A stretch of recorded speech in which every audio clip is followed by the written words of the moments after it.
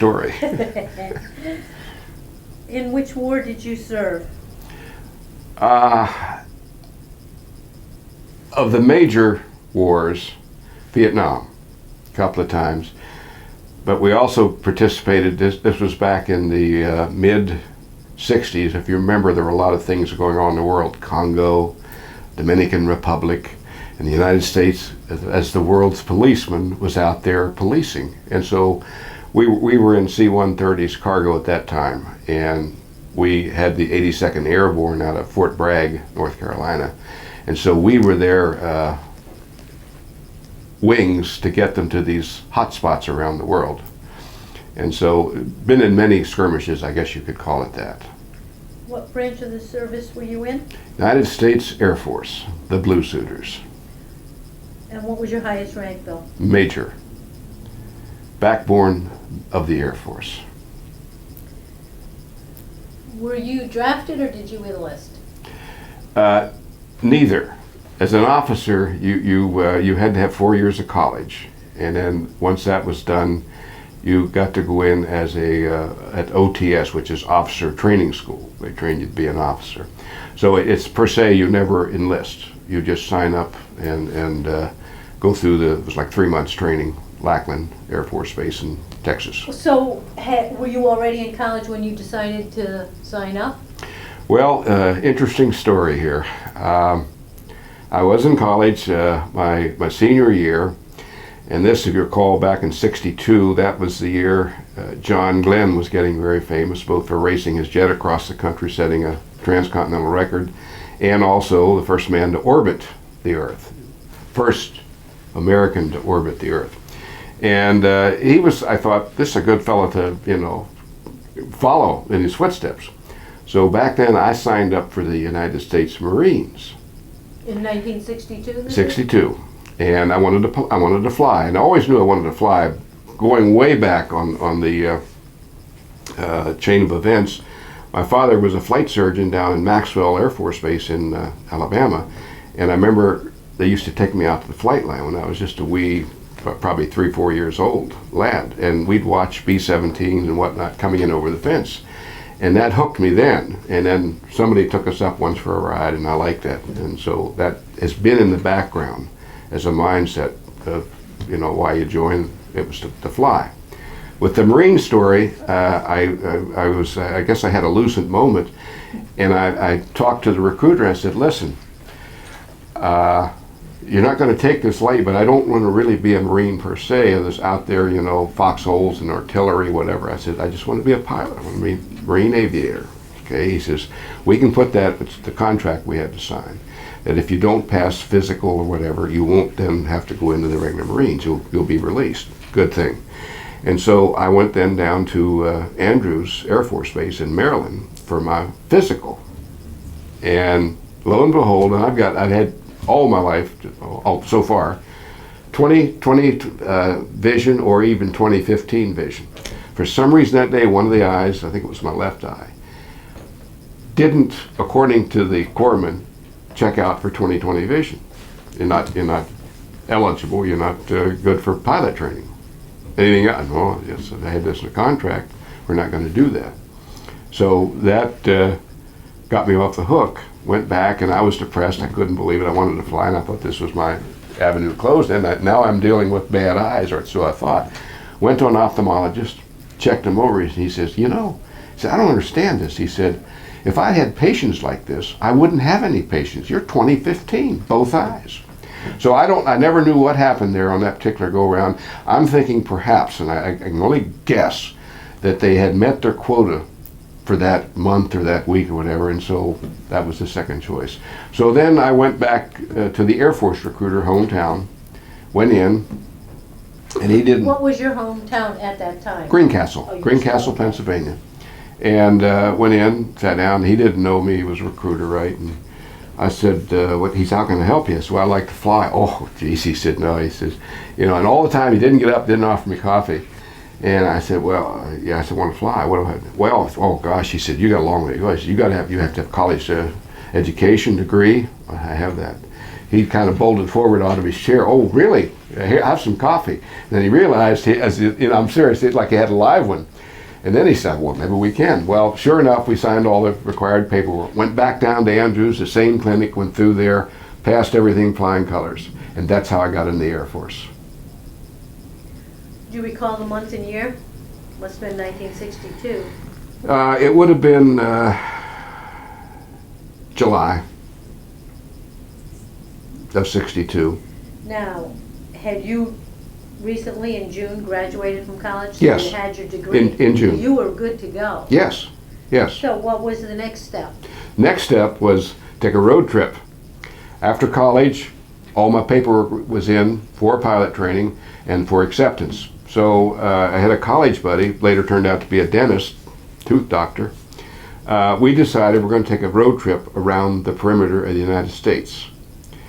So we borrowed a car and we went up all the way the Dakotas out. At that time it was Seattle was the World's Fair, Space Needle and all that was there. And then my buddy Ed Watson had uncles stationed around at different Air Force bases. So I got to talk to the uncles who were pilots and just, trying to find out as much as I could. What's pilot training about? Getting all checked out that way. Well, I was notified we were out in Southern California at Vandenberg Air Force Base. And my mother called out and said, "Hey, there's some papers here." I said, "Well, open them," from the Air Force. And it was accepted, you go through officer training school, and you go to pilot training. I said, "Well, that takes care of another 4 years there." So that's the way it happened. And we came back. So you came back, and what was your first, did you have to do basic training? Or was that part of the officer training? No, the basic training was the officer training. And what did that entail? How long did it last? Where did you go? 3 months. It was down at Lackland Air Force Base in San Antonio, outside San Antonio, Texas. It's still there today. It's one of the big bases there for the Air Force. But you had basic military training, you had physical training, you had academics, Air Force history, custom, courtesy, learn how to salute, how to put on a uniform, how to put all your name tags and that sort of thing. It's like a charm school for officers. Enough to get you aware of what's going on and the pecking order, so to speak, of rank and what's expected, protocol, that sort of thing. Do you have any memorable experiences from your basic training? Yes, actually. In fact, this is a long story in a way. At the end of the officer training school, they wanted to do a recruiter poster, and there was ladies were starting to get into the Air Force then, and so there was a couple of girls and a couple of us guys. We were chosen to be on this poster, and so they took a lot of pictures. It was something to do, fine, and I never thought about it anymore. Well, about 10 years later, and I was in Germany at the time, Ramstein, and one of the flight engineers left and went back and got into the recruiting service. Where he went to, there was this recruiting poster, and he knew me and sent it to my commander. The commander made a big deal, but I never knew this, but I had made it on the poster. So that was one of those roundabout. Did you actually get a poster to keep? Do you have one now? No, I wasn't thinking that way in those days. Oh, big deal, thank you. So no.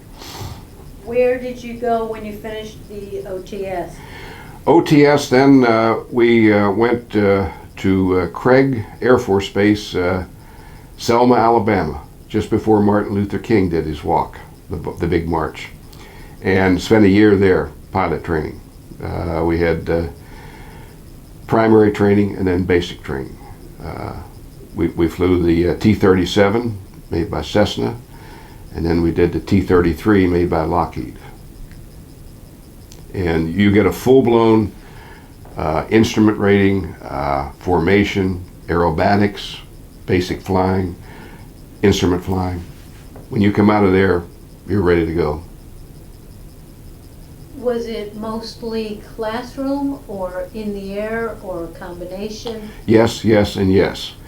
The way it worked out, you had morning classrooms I mean, like you're studying weather, you had to get Morse code, you had maintenance, you had engine, you had instruments. It was all very organized. In fact, then, I think it's true today, the Air Force has the best pilot training school in the world.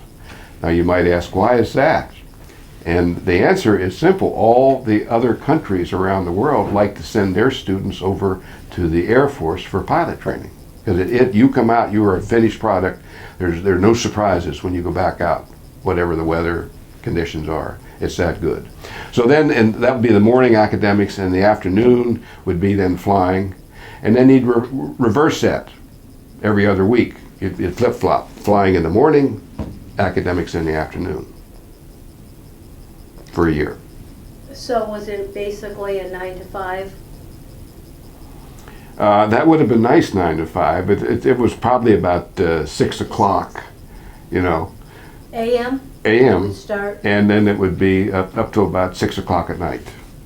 So that was pretty intense. Because remember, in all this between the academics and the flying, then you had the physical training, which was a lot of running and gymnastics and workout, PT. And what was your impression? Did you enjoy it, or was it too grueling? It was exhilarating because you know, here's all this going on, and it leads you to the silver wings, which I later got hooked on to just collecting wings, which I'll show you when it comes up. But anyway, for me it was also anxiety in that this was something new. And it really, it wasn't, if you went to a college was pretty well spoon-fed. They want to make you learn. Air Force, it's up to you. We'll give you the information, but you better learn it. And if you don't learn it, if you're having trouble with any of these areas, if you don't get your act together, you're gone. And we had a few either couldn't fly right or couldn't do the academics. Or how big was your class? We were about 51 when we started, and we got down to 35. Those are round numbers. But there were washouts. There really were. And then I was surprised that some showed up there. I mean, gung ho to go fly, and then once they got into the actual flying, they didn't like flying, and to where they were afraid of it. As an example, and it's a mental attitude. It's like perception, and you could obviously it was the wrong perception. Some of these that were washed out. The big no-no in flying was never throw up, never be sick in flight, because a couple of times like that, and they take you out. I mean, that's incapacitating if you're in a single-seat airplane. So some of these guys were thinking this, I know. And they'd go out to do the pre-flight on the airplane, not even on the airplane, in the airplane yet, and they'd get sick. So that was one of those things that that can't happen to me. Well, you had to be positive. But the thing was, you're going out doing your checks and everything, flight checks, everything you did was graded. The academics, the PT, and the flying. So they were keeping numbers on you for a year. And as people then were leaving, you knew it was serious. So that was for me anyway, it was the anxiety part, because I wanted those silver wings. What, do you recall your graduation when you received your wings? Oh yes, had my parents come down for that, what happened there was at the end everyone got their wings and a diploma, aeronautical degree from the Air Force. They then did a formation flyer with the instructors, and it was very nice because we'd never seen all those many planes up at one time flying right across our ceremony. Very impressive. And I also remember, this is something again, the speaker for the graduation was a wing commander from down in Florida, flew up at that point. Remember, this is 63, 64. Our class was 64G, that was the year. Flew up, and he arrived in a nice factory brand new F4. That was the frontline leading edge fighter, and that was impressive. When you graduated, what were you qualified to fly? Actually, nothing other than the T-33, and that's strictly by definition currency. You've had 3 takeoffs, 3 landings. Back then was the rule, and had so much in time in the cockpit. But what that did mean is you'd go to a transition training to any other airplane or helicopter in the service. When you were in basic, do you recall your solo flight? Yes, Can you very describe clearly. that? That was always, you knew you were getting close. That came within 15, 20 hours of flying. And you knew it was going to happen because the guys around you were starting, oh, he soloed today, he soloed, and you just know my time's coming. And you never know it. And so the instructor goes up with you, go around a couple of times the pattern, comes back, he says, why don't you taxi over there on the side? And you're thinking about, something's wrong or what's going on here. Where, He says, okay. He says, I'm getting out. He says, it's your plane. Oh, it's that quick. So I had such a good instructor. He never explained to me, or I didn't pick up on it, how to work the radio. And so the radio volume was down. And I took off, and just happy as a lark, flew around, down, landed, took off. And I'm making the right radio calls, but I didn't realize I wasn't getting response cleared to land, which you have to do. So after you had to do 3 touch and goes like then, and a full stop and taxi in. Well, on my third one, I was getting flashing red lights from the little mobile control unit on the side of the runways. That means a full stop. So I down, taxi off, and they come out. What's going on? What's going on? You were talking, but you weren't responding when we'd asked you questions. What do you mean? Somebody had to show me the radio volume. So that's how I learned about radios. Bet you never did that again. Oh, I mean, that's one of those things. It's very abrupt. It's instant learning. When you finished and you graduated from that basic training, where did you go?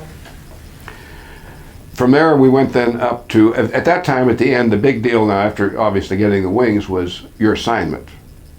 And did you request what you wanted? Or you did. assigned You had requests because they had to be able to sort it out on standing within your class. There was an academic standing, there was a flying standard, and then there was an overall standing. And so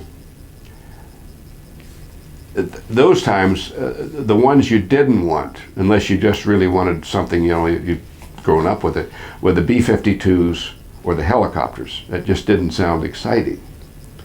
Versus a fighter, single-seat fighters, and they were just, as I say, the F-4 was just coming out, the 105 was right there, and some guys wanted to go into fighters, but I had always liked transport. And you may ask, well, why would you like transport? Well, I grew up in Greencastle, Pennsylvania. That was right across the state line, the Mason-Dixon line from Maryland, Hagerstown, and that's where Fairchild Aircraft was. They did the 119 flying boxcar, they did the 123, and so my childhood, I'm always looking up watching these planes, and then once a year they'd have a nice air show. And I was always impressed. Here was a 2-engine 119 coming down, and they shut down one prop, and so on one engine making a low pass and up, and I thought that was the coolest thing. And I think that's exactly why I wanted to get into transport. It was comfortable, you could get up, walk around, you could get a cup of coffee. It was just a nice way, I thought, to see the world. And so that's why I chose 130s, and I got them. And it was such, later on you'll pick up here, it was such a fortunate choice for when we finally got into the raid. And that's another story there. But that was done with the 130. When you were doing all this training, did you have in the back of your mind that you would be going to Vietnam? Because the war hadn't really heated up yet, but we were over there. Exactly right. We kind of, all of us, because we knew this is the big buildup to get ready, because obviously we knew, we didn't know what shape or form, because again in '64 it was still just a little smoldering advisory, if you want to call it that, war. It wasn't even a war, it was police action, right? It was never declared as a war. And so we figured some of us would get to go to Vietnam. Well, now looking back, we all went to Vietnam. It was part of the big plan that we didn't really know. at the time. But it was very obvious when you look what was going on, what was happening, and the buildups through the different presidents. Yes. Where did you go for your training in the C-130? We were stationed, we were assigned to Pope Air Force Base, North Carolina, that's Fayetteville. And the C-130 school at the time was out in Nashville, Tennessee. And that was a 2-month course. And again, the same kind of structure where it was academics and flying. But it was just C-130? Only C-130. So in the classroom, were you learning about the C-130 or were you learning Yes. other things also? No, C-130. I mean, when we finished that school, you could wire a C-130. You knew all the power, the currents, you knew all the hydraulic pressures, you knew the valves, you knew what switches to those valves. You really knew how that plane worked. And for a very smart reason, you're out alone with that thing and something happens. You should have an idea, is this critical or just something I can fly with? Now, when you were getting your training in the C-130, you knew you were going to be the pilot?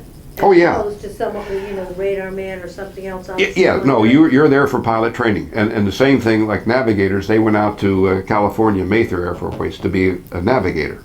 Oh, so it's in a different spot. Right, and then we had flight engineers. He's the guy, there's a panel from the window's back with fuel, pressurization, oil, gas, all that sort of thing. And they go to a special school. So the combination, when it's all said, and then the load master is in charge of loading and unloading, also airdrop from a C-130. So in that regard, you might say we're all specialists in that particular function. Piloting, navigating, flight engineering, and load mastering. What can you tell me about the C-130 as an aircraft? Wonderful. The 130 was born in 1954, and this is what, this is 2013, it's still in production. That says a lot about the 130. And the Russians couldn't even copy it right. They tried, but it's not a 130. And they're up now, the latest model, we flew a C-130 E model. The letter designation is just a new one. The very first one was C-130A. They're now up to J models. And then all variations from that. What can you tell me about the capacity? How large was it? How big a crew did it take? What could it carry? The basic C-130 was a 5-person crew. Pilot, co-pilot, flight engineer, navigator, and load master. And then you could get it augmented where you'd have 3 pilots, 2 navs, 2 each all the way back. And then you get into special ops and special operations, and that's a very big crew composition. Capacity, you could haul 100 passengers to be strapped in legally.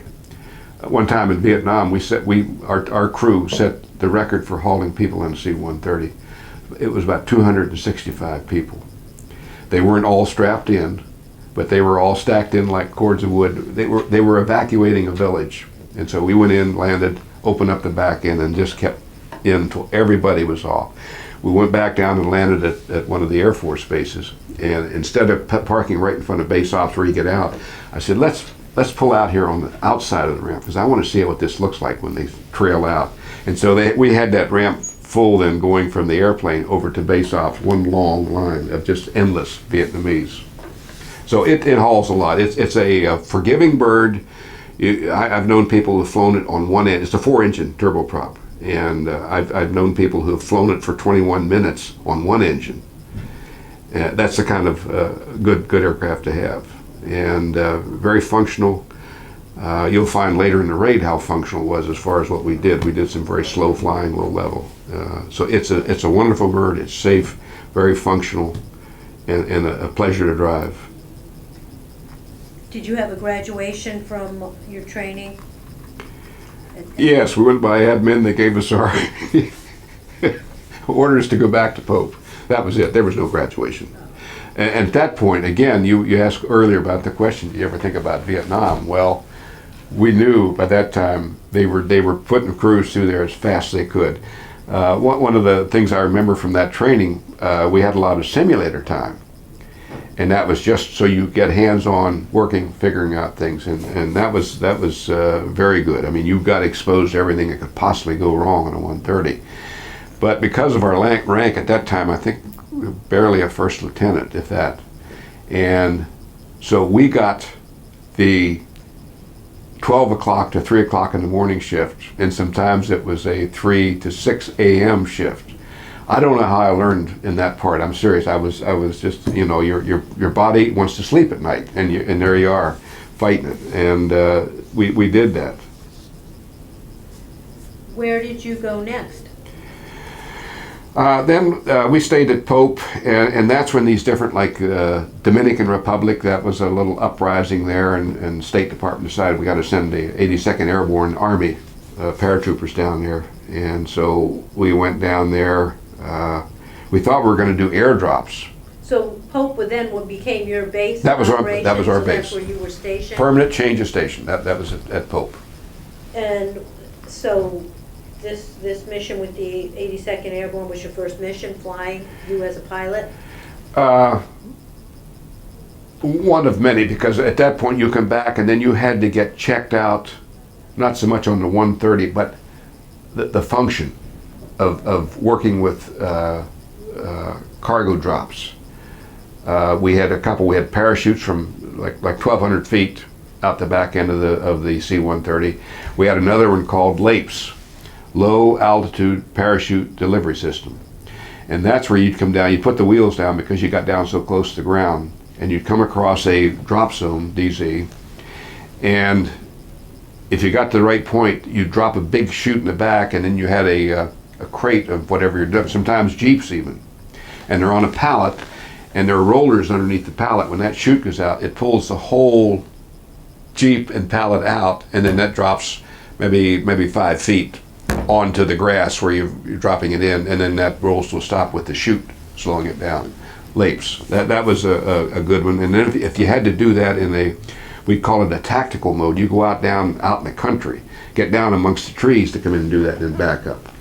And as I look back, as I said, you remember, choosing the 130 was something that we used to say every flight, if you haven't learned something, you weren't paying attention, because there's so many things you can do with a 130. But that got you prepared for later on to go out and actually do it with real people. I mean, you were doing it with people all the time, but real missions, not training. So your first real big mission was to the Congo? Not the Congo, the Dominican Republic. And what did you do there? That was, we were supposed to get down there and airdrop them, but by that time, they had taken control of the airfield, so we were able to go in and land, so nobody had to jump out of the airplane and take all their gear. Your plan was to drop the people? Yeah, paratroopers. So did you stay down there, or did you just No. land and return the same day? No, you were really like on we call it a round robin. You go down there, land, offload, whatever you were at that point. And you had to get about 12 hours crew rest in between all this. But by the time you got home and then got back out, it was maybe 10 hours, you know, and you were just hustling for about 2 weeks straight. But they said the first night when that happened, I talked later on to an air traffic controller in Charleston, South Carolina. He said that night was the night I saw the longest C-130 I've ever seen. I said, what do you mean? He said, you guys were coming out of Pope, and then there was some more 130s up at Langley in Virginia, and so we had to feed those in and melt them together to get down to the Dominican Republic. And so you had in-trail 130s. On a radar scope, as the radar is painting you, it all looked like one long continuous line of C-130s, and that's why I said that's the longest C-130 I've ever seen. Wow. So that's, I mean, military, that's the way you do it. Bring them in, just keep going. After the Dominican Republic, what was your next big mission? We had a mission, it was a special mission. We had to leave from the States, had to pick up an Army communications team with a van and take them over to Ethiopia, Addis Ababa. Addis Ababa is an airfield that's up 10,000 feet. As you go up in altitude, the air gets thinner. It takes a lot more runway to take off. And when it's hot, also takes a lot more runway. So we took them over there and delivered them, and we had a couple of down days while they were getting all their equipment set up. It was going to be a relay for, I think, I believe, you never know exactly what the Army was doing, but I think it was a support package for one of the Apollo missions, as far as communications, in a backup. If that capsule comes down somewhere in Africa, they're going to be there close enough to get people in to help them out. But anyway, what was very interesting about that mission, we were in Addis Ababa, which was the capital. Haile Selassie was the emperor then. This is ancient history, isn't it? But anyway, he had a beautiful palace, and in the back there was about 4 main gardens: a Japanese garden, a German garden, I guess a local type of a garden. And in there, if you go back into the Bible and the religious aspect of it, this was the Lion of Judah right there.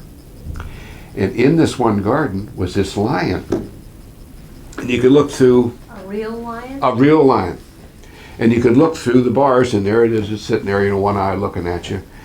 And somebody was very nice, came up. He claims he was the groundskeeper. And we were the only, there was two, myself and the navigator, Corey Shoemaker. And said, would you like to come in and see the garden? We looked at each other, why not? So they're going around, and he goes in the cage with the lion. And he's sitting there just like you do a big cat. He says, come on in. And we looked, no, we're not going in there. No, come on. I said, shoot, think about this. We get bitten or eaten up by a lion. What's headquarters? We'll be in a lot of trouble, right? Did you go in? We went in. We went in, and we sat on top of that lion, and we got the mane, and we're doing that with them. And if you'd ever, you know cats, and you scratch their neck, they'll purr. You've never heard a lion purr. It's like a lion roaring with his mouth closed. And so that was interesting. That's one of those things you forget. You never forget. It's there forever. That was wonderful. Did you get a picture of it? Yes. Now, you want me to find that, don't you?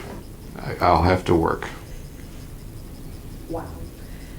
What was your next most memorable mission leading up to now? How long before you're actually going to Vietnam?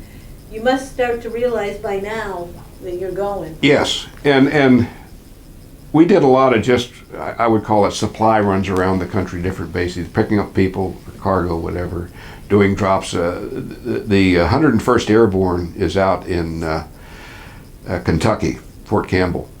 And so they're always needing an airplane to jump from, paratroopers, right? We like to tell the Army, the Air Force is the ones that put the air in airborne. The Army says airborne, we're paratroopers, but just remember, the air is the Air Force. They don't like to hear that. But anyway, we went out there a couple of times. People then were starting to be sent over on a temporary basis to Vietnam. And that was a resupply mission, that sort of thing. And so our turn finally came. We were over there. We staged out of Mactan Island in the Philippines because there was no really safe place in Vietnam per se that they felt safe with. Interesting side note, Mactan is right across a little ferry that took us over to the mainland from this island, Mactan, where our Air Force base was. And this was also interesting. One of our loads over there was a back end full of tents. It was going to go to Mactan. Well, those tents turned out to be our quarters. Offloaded, 6-man tent, put them up, and we were in Tent City. So we stayed there probably 6 months, 8 months. So your first orders in the Vietnam War was to go to Mactan? Yeah. And that was your base? Yeah. Had that base already been established? No. Oh. Keep in mind, keyword, we brought those tents in there. And that was the beginning of the base? Yes, it was. That was the big buildup. Thinking back on the history side, after the assassination there with Kennedy, JFK, then Johnson took over. He was funny. He would never publicize what he was going to do. And if you remember, when his re-election came up, he was known as the peace dove, right? And Goldwater was the hawk. He was out front. I'm going to send people, we're going to finish this war, which I wish he'd have done. We saved a lot of lives, I believe. In the meantime, after Johnson was re-elected, he then started this slow buildup. We saw it in airlift because we're bringing a lot of those people over there. They also, the Navy brought ships over there with people full of them. And I remember one of our missions was over Saigon, and right out on the coast was a little town called Vung Tau. The runway was not concrete, it was or asphalt. It was PSP, pierced steel planking, and it's just laid together like Legos. And that was our landing runway. We go in there and land, taxi off. An Army first lieutenant come up, and he'd tell you where you're going in Vietnam with this load of troops. You pick up probably 60 troops, young guys. I mean, really young, just out of the army, just out of the States, new in the Army. And then he would give us 2 or 3 bases. We'd then go up into South Vietnam and drop these people off. So we saw this tremendous buildup when he was saying, well, we're going to put a few there. That was the big buildup. What was the month and year when you went to Mactan? Mactan would have been 65. And I say just numerous times, back and forth. When you landed at Mactan and those tents were there and that was going to be your new home, what was your first impression when you landed? Our first impression was, well, this is going to be home, and it's better, because we could have slept on the plane. If you in a tough spot, we had done that a few times around the world. We used to call it the C-130 Hilton. But it worked. You got your rest. At that point, it's down to the basics: sea rations, a place to catch a couple of hours of sleep, and you just adjusted. Your 6 months at Mactan, you lived in those tents. Yeah. And you had. But remember, we're flying all over. We go up to Japan, Okinawa, into Vietnam. So every day you were flying out of Mactan? Just about. Or you'd be out for an overnight for a couple of nights. So it was out and back, out and back. Well, when you were going to Japan, Okinawa, what were your missions? Either cargo. I remember one time we went up into Japan, we had F-105 engines on board. And we had to go up there, exchange them, get new ones. And there was an exercise down in Australia because they were trying to get the Australians to come into Vietnam and help us. So then we got to fly down to Australia, Brisbane. So that was interesting. If you've never seen a live up front kangaroo, we got to do that. So as I say, at that point they just rolled in. Just every mission was different, and then that's why I said you're always learning something. But one of the things, the highlights I thought was interesting, across from Mactan, the island, is Cebu City. We're walking there, looking at the markets, whatever, just looking at the local color, what's going on. Here's this statue of Magellan. And I asked somebody, I said, what is, Magellan's the one that, sailed around the world, first one to circumnavigate the globe, right? And Filipinos are good on English. That's their second, if not first tongue now. And so, no, I said, Magellan's buried here. What? Thought he didn't. His crew did, but he didn't. What happened? And in their own native, they reverted back. Magellan, Lapu-Lapu. They cut his head off. He upset the natives, and they didn't take to it. So they did away with him, and that's where he's buried. So that's how I knew Magellan didn't make the all the way around. Where in basic history, you hear that he was the first. His crews were the first. So that's Cebu City. But that was again, there you are. You're 24, 25. Just starting out, you're seeing all this history, and it's alive.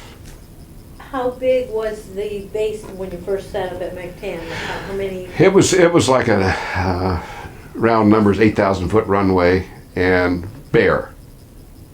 If you go over there today, it's a major resort area, a real big runway, hotels up. Where down there, and I remember this. If you had some time off, you go down to the beach, and they were so honest. People left their wallets down there, forgot them, whatever.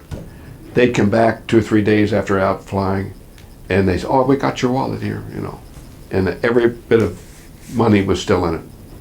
They were wonderful people. How many aircraft were situated there? Well, it would have been a squadron, which would have been 16 aircraft roughly. 16? Yeah.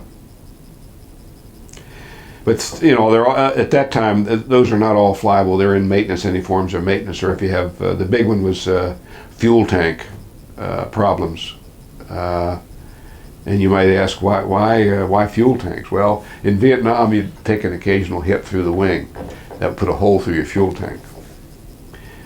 One time this happened to us. We landed Da Nang. Loadmaster, he's out in the back end looking out. He says, "Hey, we got some fuel coming out the right side of the plane, starboard." So we looked out, and it was a gusher. So somewhere on short final, someone had taken a pot shot, just a lucky shot, put a bullet through there. So we were on like a round robin again, delivering equipment, picking up people. We had a schedule, and we just barely started on. We didn't want to, you know, taking it back for maintenance. So every C-130 comes with an issue broom. We went out with the ladder, took that broom, pushed it up in the bullet hole, and then it's called feathering the broom so it was in line with the direction of flight, and we flew the rest of the mission with this broom down there to stop the fuel leak. We got the missions done. Other bases, when people say, "That's a broom," no, it's a special, it's a new radio antenna we're testing out. Really? Well, it looks like a broom. See, they do a good job when they make them camouflage like that, you know. But we finished, and that was the attitude with the C-130 crew, and especially over there. Everyone was working on the mission. There weren't slackers per se. Let's do it. Whatever we have to do, we're going to do it. And that was the spirit of Vietnam. I felt then it brought people together. Now, in the 6 months that you were at MacTan, were you also going to South Vietnam to fly? Oh, yes, yes. So there were troops and you were taking them Yeah. to their... Yeah, and as I say, occasionally we would stay, it's called RON, remain overnight, in like Saigon. Tan Son Nhut was the airport. And we'd have to stay downtown in one of the hotels. Well, at that time they were just starting, we called it Hotel Roulette. And they would take and at that time the French were there, right, and they left the Citroen cars. Nice little, very, very stylish car. Well, they weren't terrorists then, they were VC, Viet Cong, right? They would fill these cars with explosives, plastique, that was very powerful, you know, like triple dynamite. And they would find these hotels where Americans were staying, because there were a lot of people, especially in Saigon, because they were supporting, that was the government, the capital of South Vietnam. So they would pull this little Citroen up in front of the hotel and then either light the fuse or detonate. I think it was just light the fuse, that simple. Late at night, you know, 12, 1 o'clock, boom. And the next day you're going back out to the airport from wherever you were staying, and you're going by these hotels, and there's this hotel, the front is sheared off, it looks like somebody took a knife and cut the front side off, and where the rooms are, it looks like pigeonholes like in a post office. So always when we checked into these random hotels, we would ask for a back room, just, you know. And I always said to our crew anyway, I said, you know, I said, this is going to be our luck tonight. They're going to put the car in the back of the hotel. I mean, these are the kind of things going through your mind, you know. You get down to the very basics, survival. People don't like us, you know, they want to do harm to us. And so that's so, and you adjust.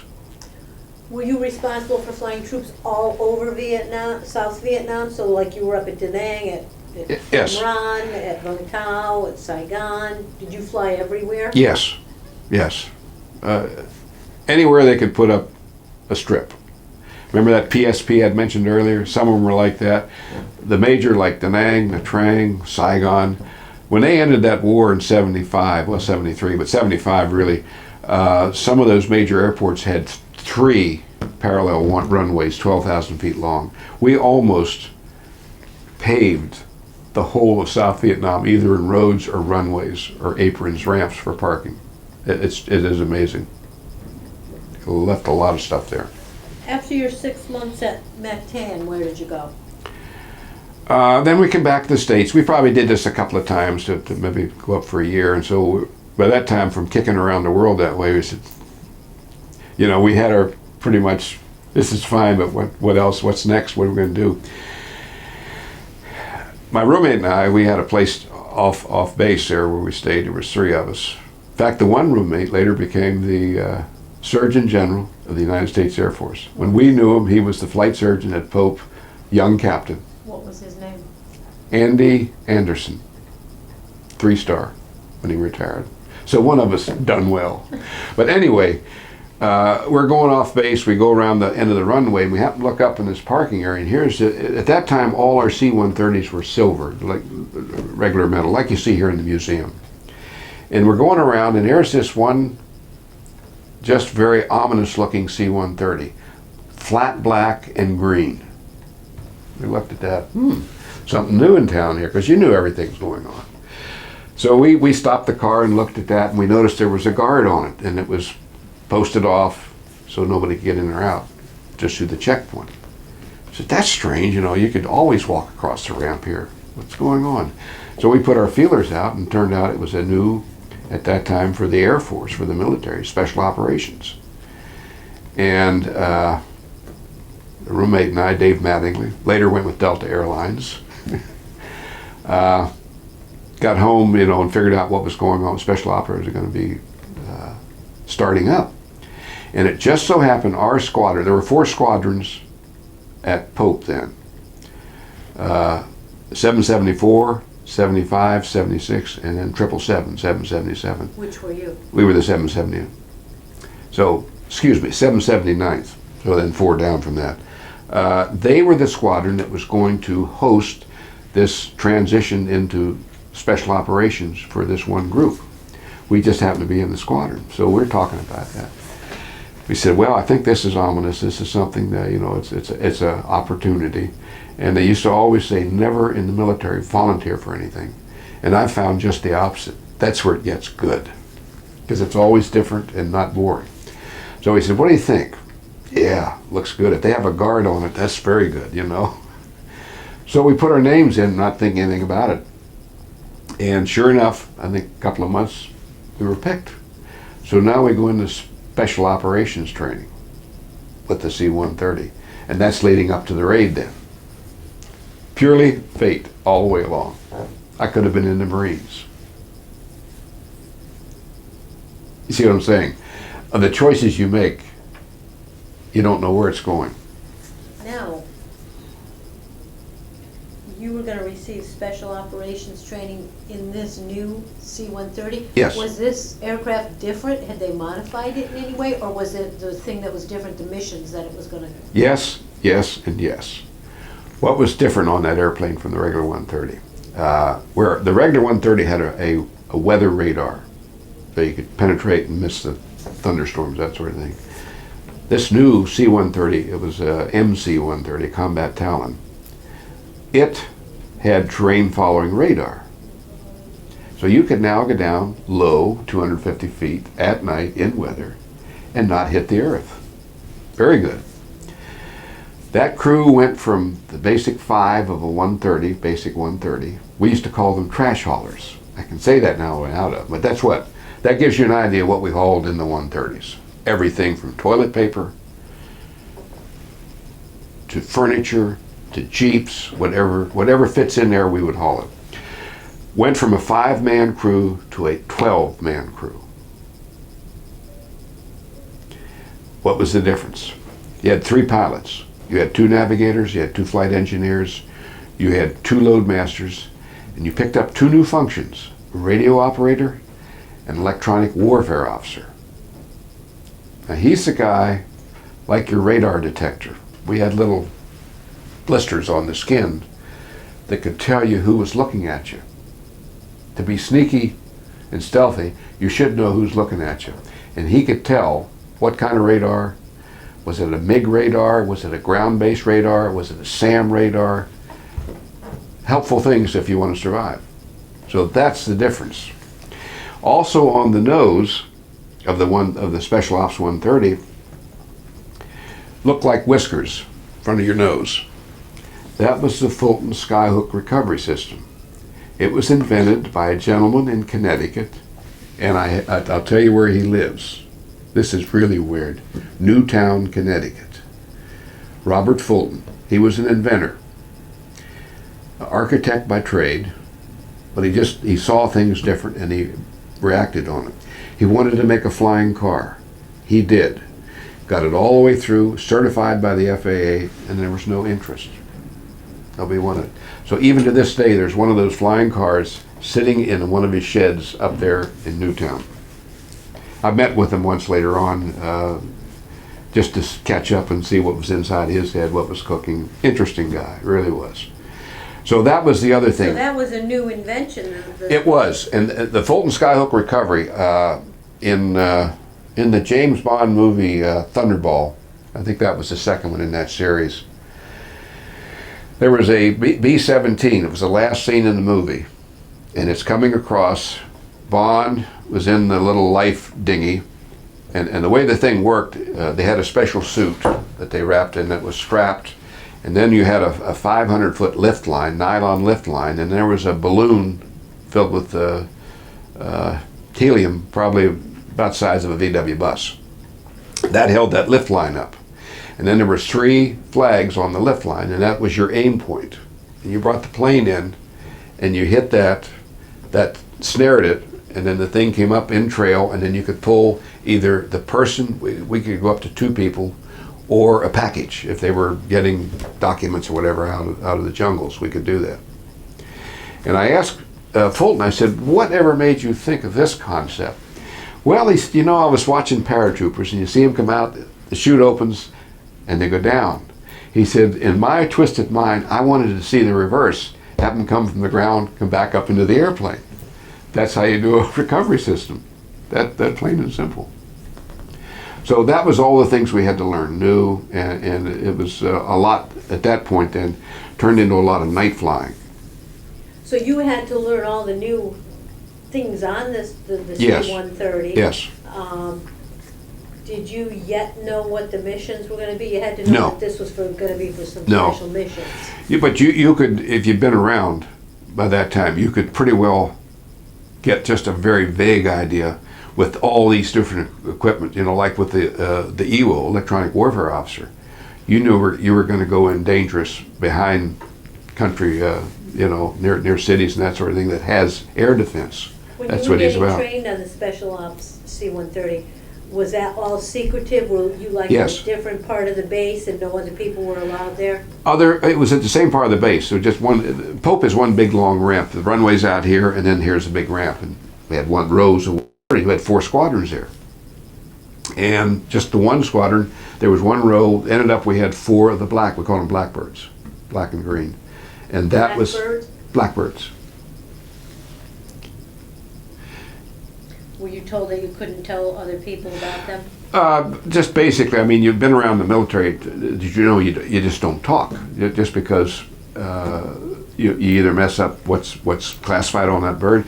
The thing that made the impression on us was the fact that this bird, every time they flew and landed, they had to have an armed guard on it.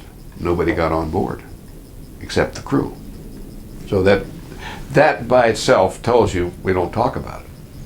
And I remember we'd show up at different bases when we were doing some of our training and come in there and land, here's this black 130, and we get off to go into base ops or whatever, and you'd maybe see a friend you'd known from somewhere else. And, what are you doing here? And our standard answer was, well, everybody has to be someplace sometime, Oh yeah, I guess that works.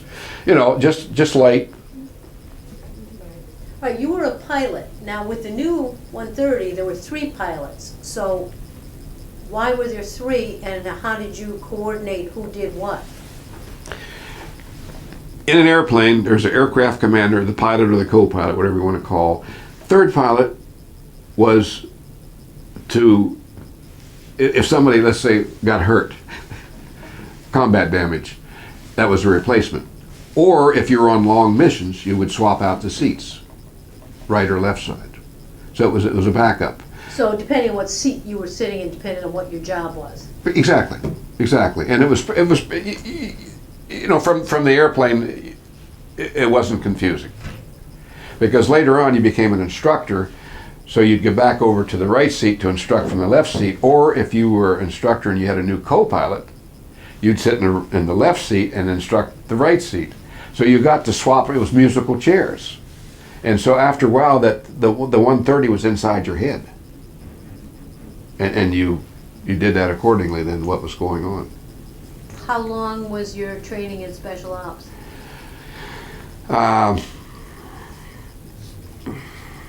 Probably 6 months, round numbers.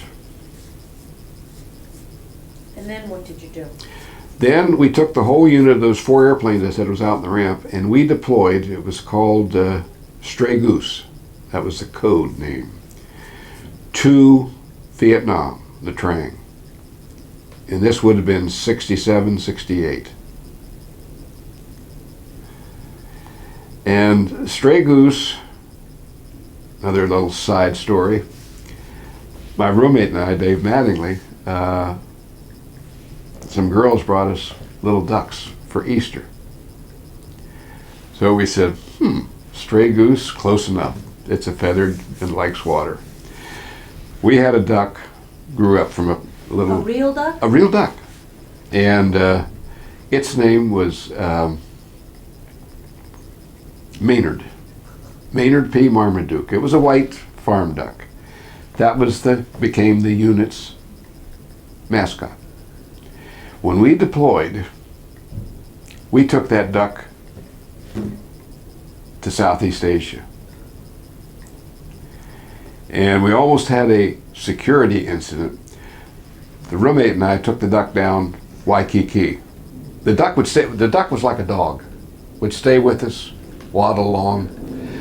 And so we went into a bar. It's hot over in Hawaii. Have a drink. Put the duck up on the bar stool, because by that time he liked rum and coke. I'm not making this up. And I do have a newspaper article on this. The guy caught up with us. I guess somebody called and he came down and interviewed us. Well, keep in mind, this is a classified mission, classified unit move. We never, when you look back through the whole story, we were just a 130 aircrew. Nothing special. We didn't spill the beans because they wanted to court-martial us.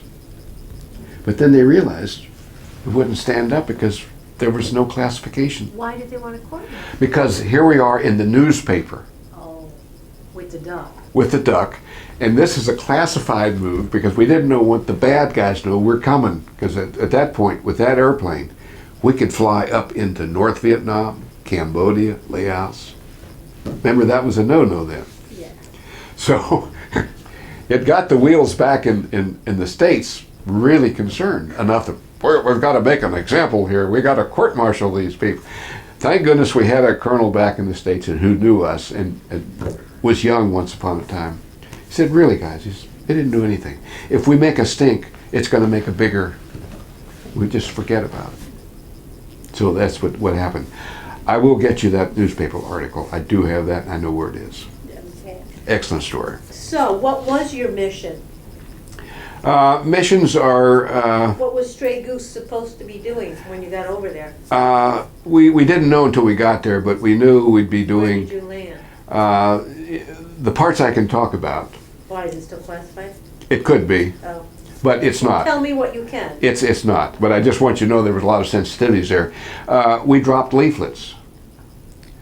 And what would you drop leaflets for? Well, apparently we found this out later on. We would go up on the Cambodian North Vietnam border. When the winds were just right, we'd be up there about, I think, 12,000 feet. We'd figure it out because we knew what the wind speed was, and we knew how high we had to be to drop these leaflets. And we were probably the only 130 in South Vietnam with a snow shovel. We'd use the shovel for doing the leaflets. If they'd break open, you'd end up doing that. But anyway, there was a release rate we would do, and we'd have like a 15-mile track. And going down, we drop out these leaflets, come back, drop out the leaflets. You look back at a C-130, that cargo hold there is about 85 feet long, right? And it's almost 10 feet high. And you think how many leaflets you could have in there, in boxes and that sort of thing. So we were busy there for 20 minutes, half an hour, doing the leaflet drops, trying to get the leaflets to land in Hanoi. All right? And from what we understood, the leaflets were basically telling them, give up the war, let's stop this, you should reunite. or if they were hoping to get some of the enemy soldiers who want them to defect over to the South Vietnamese side, you know, proclaiming better meals, better uniforms, better training, better equipment, whatever we could do. And they said they did get people to come over. They'd show up with a leaflet. I'm here for the good deal. That's simple. So that worked. That was one of the things. Dropping in teams behind enemy lines. Then if you dropped them in, you had to resupply them. That's night drops that way. So all that was done with the low level and the radar, that sort of thing. While you were doing these drops with the special ops, these new Blackbirds, where was your base? Where did you stay? We were at Nha Trang, South Vietnam. How long did you stay in the A year. We had a year tour. So there was a whole year down there. Yeah. Can you talk about any of your missions where you dropped personnel behind enemy lines? Other than just it's a regular drop. The main thing is you're staying away from the radar. You hope it's not compromised. Now I'm going to fast forward you to the last 10 years. There's a lot of good books now coming out on that time period. It turns out that by that time the North Vietnamese, the Viet Cong, had moles on almost everybody's staff, whether it's Army or Air Force. And so they knew about all the missions going on. They knew about the resupply. So from what I've understood, all these teams that we dropped in were picked up almost the same night. They were waiting for them. That's how good the intelligence was from the North. So what we were doing then, and I think back and I thank my lucky stars, they knew we were coming to resupply this team, right? So they could have shot us down if they wanted to, but I think they wanted to let this go because they couldn't acknowledge that they knew what we were doing. So all we were doing was resupplying the enemy. Food, watches, compasses, clothes, whatever what they would need, weapons, ammunition, fresh water. So had they been the other way, I'm sure we would have lost airplanes there. I'm convinced. Did you ever fly over the border into Laos or Cambodia? Oh yeah, everybody did. Not making it right or wrong. That was just the thing was it turns out that was one of those common secrets that our side knew about, their side knew about. Remember the Ho Chi Minh Trail that came down Cambodia into Laos and then back into South Vietnam? That's why they did it, because we said we're not in those countries. And they said the same thing. We're not in those countries. But yet it was a highway. They had trucks going up and down there. Do you have any memorable experiences from that year as stray goose? Yeah, the whole year. Because the way they would do a mission, and it was, by crew, all you'd get was a set of coordinates and a time to be over that. TOT, time on target. And everything else you as a crew had to do to plan, to prepare for that. And it would take some days sometimes to get that all ready. How often would you fly? Like every day? Oh, no. Well, yeah, because we had an up north mission, and then you had the south daytime mission. The up north was always nighttime missions. Why? In the dark, they can't see you. That's why. Stealth. And that's why those airplanes were black and green. So, and you were always flying one of these new Blackbirds? Yeah. So then we'd be seen down the south, and we were, I think, delivering whatever supplies to different, because Special Forces had a lot of camps all around South Vietnam. Were you just working with the Special Forces, supplying and resupplying? Pretty much so, but occasionally we'd help the other regular logistics. If they had something big to haul and we happened to be available, we'd do it just to keep our planes flying, our crews exercise. Can you describe what a typical, if there is such a thing, a typical day would be like for you? Like, what time would you get up? What would you do? Well, there's a movie out now called Zero Dark 30. Well, in our vernacular, it was Oh Dark 30, so they missed that one. But it was usually, extremes, very early in the morning, 4 or 5 o'clock in the morning, or late at night, landing back before the sun came up. So in between, you're either planning or you're just going out and hitting your bases you have to hit. And just a lot of flying, and you catch a meal. Usually we lived on sea rations. Well, this might be a good time for me to talk a little bit about the daily life. What was your food situation? Did you have sea rations like every day? You were actually on a base at Nha Trang? When you were flying, you tend to have sea rations because there was no place to go. But at Nha Trang, we lived off the economy. We went to different restaurants. If we had steak, we're sure it was water buffalo, and a lot of rice. You lived at the base, but you ate off of the base? Did Yeah. they have a dining hall on the base that you could go to, a mess hall? We just didn't. We just didn't. So We you were kind of isolated. And the other thing I didn't tell you there, the Air Force there had leased a hotel for the stray goose personnel, and that was down in the middle of town, And that's where you stayed? and that's where we stayed. We didn't stay on base. Why? Just because it kept us together, and they felt security was better that way. We had a guard on duty at the bottom, at the entrance of the hotel, sandbagged and all, but Was that hotel strictly Air Force people? Yeah. Stray goose people? stray goose, yes. The maintenance, the crews. How did you stay in touch with your family while you were over there? Not too much. I was single, and I think we do an occasional letter or postcard, because we would go up to Taiwan, the old Formosa. We had some maintenance done up there. There were C-130s up there, just like Mactan. And there the communications was much better, and we would then send cards, or you could make a call even. Vietnam, you couldn't. I mean, it was just, the infrastructure wasn't there. Did you always have enough supplies for your own unit? Even though you're supplying everybody else, did you yourself have enough supplies, enough of everything that you needed to run your operation? Yes. No shortages? Didn't. We had, because we were the special operations at that time, we had a very good priority in the supply chain. So between fixing airplanes, material, food, sea ration, we had, and I think most people had that in Vietnam. They were well taken care of, other than the enemy shooting at you.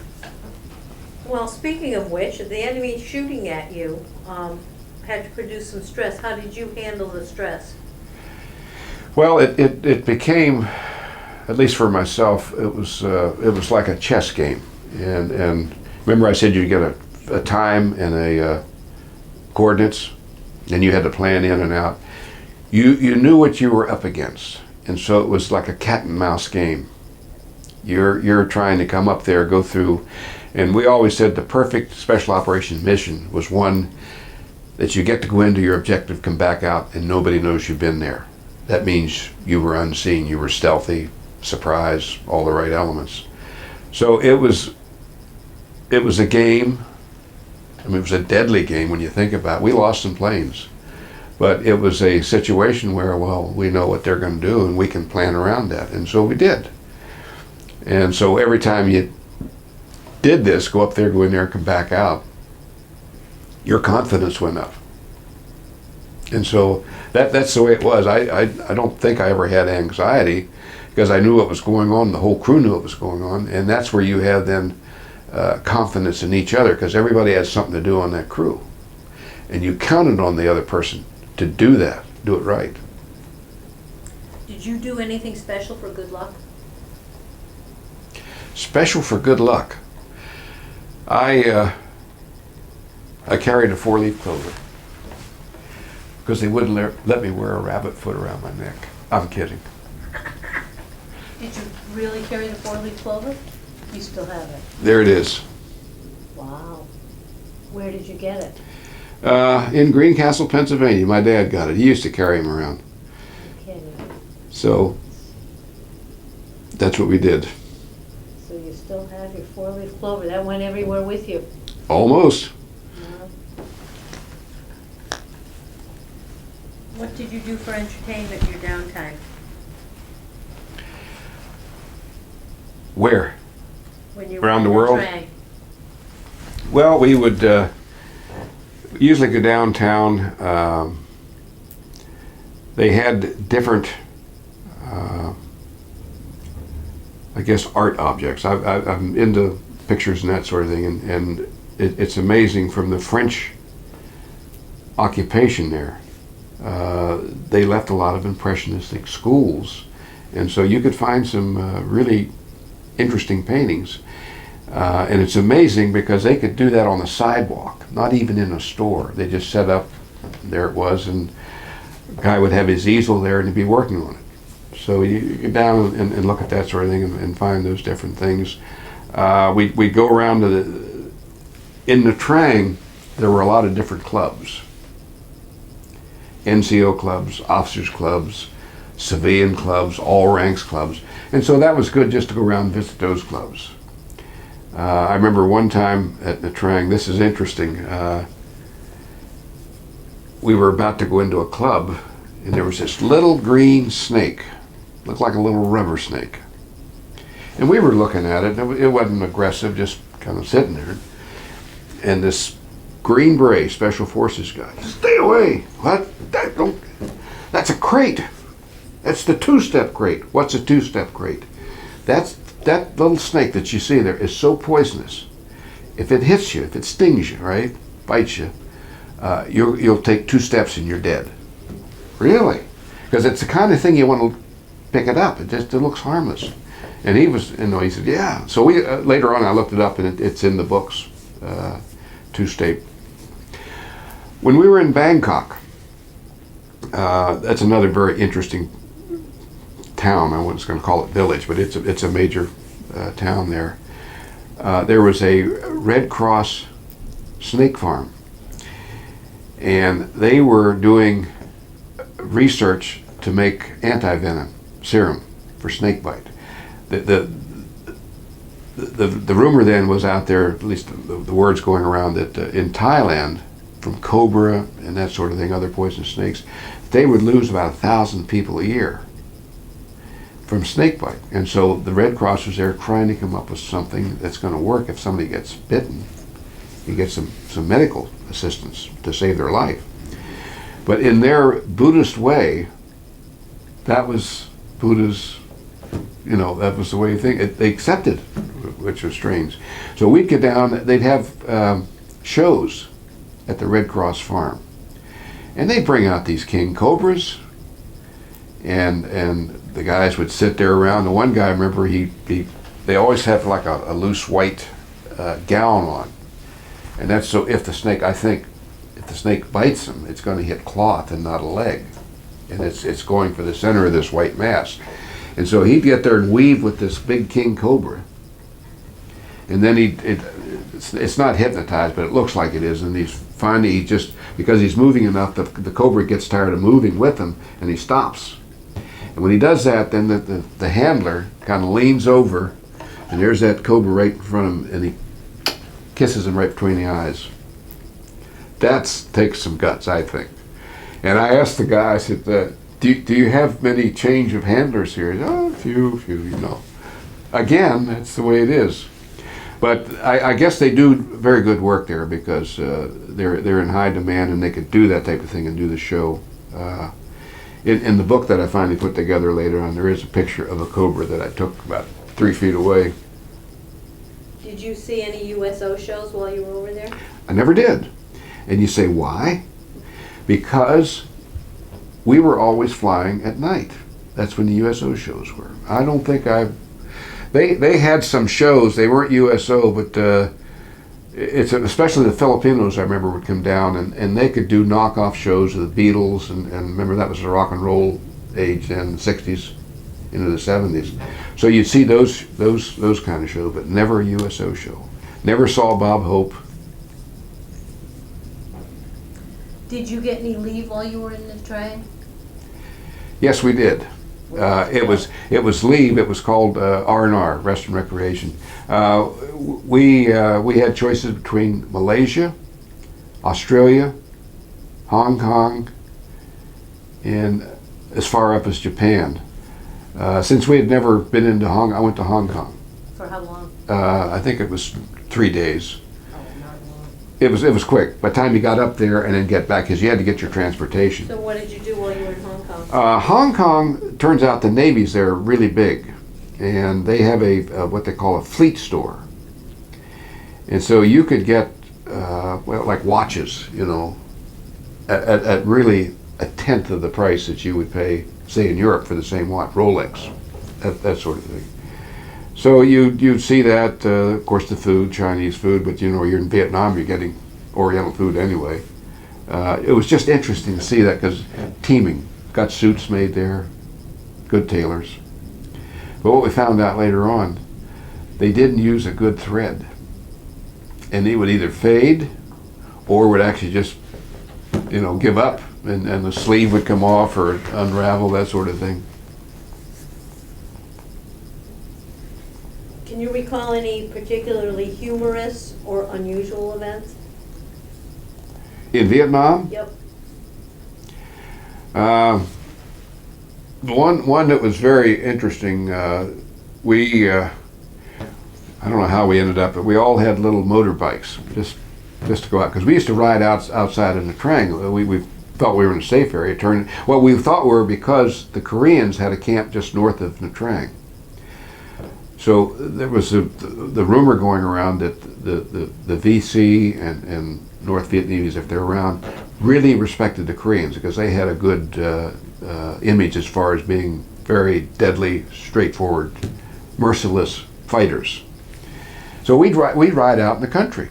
We found a big shrine, that sort of thing, on these motorbikes. They were the little Honda 90 scramblers. They're just nice, just enough to get yourself Honda rash. We were downtown. My roommate and I were downtown riding along in the streets, and they were not paved. They were just dirt, dust, that sort of thing. Coming around the corner, he slid out. He was in front of me. Slid out, and there was a noodle stand on the side of the road. He wiped that out. And nobody hurt, just all this. I think the cart absorbed all the energy. And, you know, there was rice and there was stuff in the pans. And all of a sudden, we had an instant crowd of very angry Vietnamese. You know, that's the guy's business, right? So we said, well, we got out of this, you know, because they could, you know, that's where, you know, the government sued then, you know, you pay for this guy's, you know, livelihood for the next 20 years. So what we did, we were talking there and trying to deal with them in Vietnamese. We didn't know a lick of Vietnamese. We had some handful, at that time they were spending piastre, Vietnamese money. We called it funny money. But it was so much inflation, you know, you'd had a handful, it was maybe $1. So we said, do you have any, back and forth, we're talking, I said, do you have any, yeah, we have some. Let's just take and throw it at them. And while they're picking up, we're going to go around the corner. And so that's what we did. Got the bikes up, gone.